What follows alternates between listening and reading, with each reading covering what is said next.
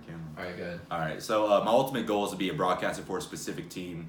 So the way I am with the Grizzlies right now, of course in a bigger market, but I'm loving what I'm doing with the Grizzlies. Like Panthers, I'm a huge Panther fan, as you can see I'm wearing the shirt. But I love basketball. I love NBA. I did some PA for women's basketball here against Davidson, which was a pretty packed and hyped game. What made me fall in love with PAing basketball was Lainey Gosnell, a player on the women's basketball team here at App, hit back-to-back threes within the last 30 seconds to tie the game. And after every three, I just gradually got louder when I'm hyping her up, like, Lainey, God, and I carried it out and everything. And the lights were like flickering on and on, fans were getting loud, and that's when I knew if I could PA a sport, it would be basketball.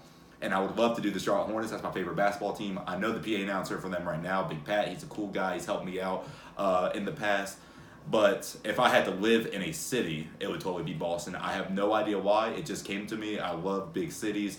I've been to New York. I've never been north of New York. Boston, I just think that's a cool family atmosphere. It just seems like Boston is just a family. It's not like when you go down to Charlotte, it's not like, oh, we're from Charlotte. We're like friends or anything. With Boston, everybody knows each other. It's a big sport atmosphere. All the sports teams are good. Everyone is very passionate about the sports teams that live there. But yeah, if there was no limitations set on it, definitely PA announcer for the Charlotte Hornets. Is that something that you feel like you can reach even with limitations put on it? Well, I think I could reach anything. This is going to sound narcissistic and cocky, but from the past, I think I can reach anything I put my mind to it. I have last summer when I went to get that PA job for the minor league team. The minor league team before this year was the biggest thing that's happened in my career. I said, I'm going to go out and apply for this job and audition. And my brother was just like, it's minor league team, Mackie. It's not West Rowan High School or Rowan County American Legion. But I went and auditioned, and I got the call back the next day, and I got the job. And I think if I just keep working on my craft, I think anybody can do what they want. You just got to know the right people. That's a big one. Networking, you got to know who you're working with. You got to know who can help you out. But other than that, I really do think I can get up there.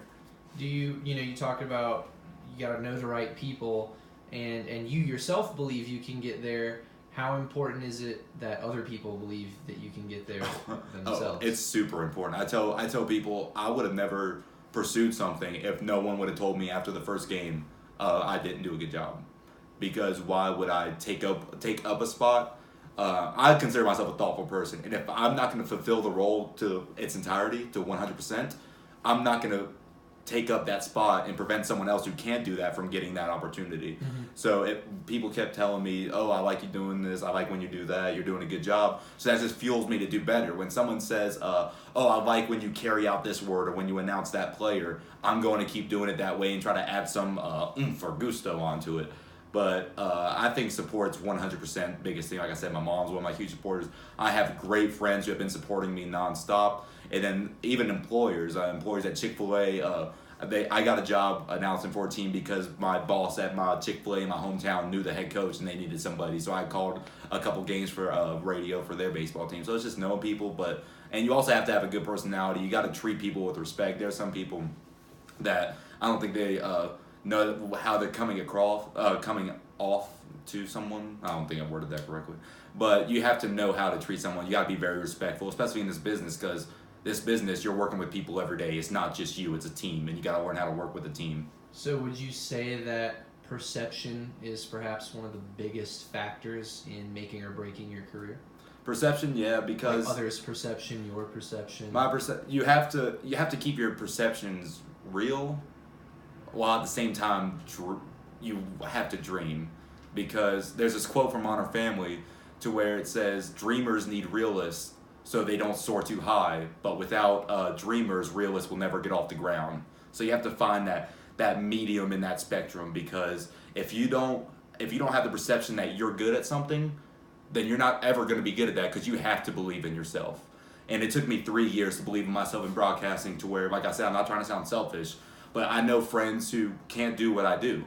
But then the friends who can't do what I do, I call them when I need help with my car, because I don't know anything with my car. So you just have to believe in your skills, because it all starts right here. Because if you don't believe in yourself, then no one will. People will believe in you after they see you believing in yourself.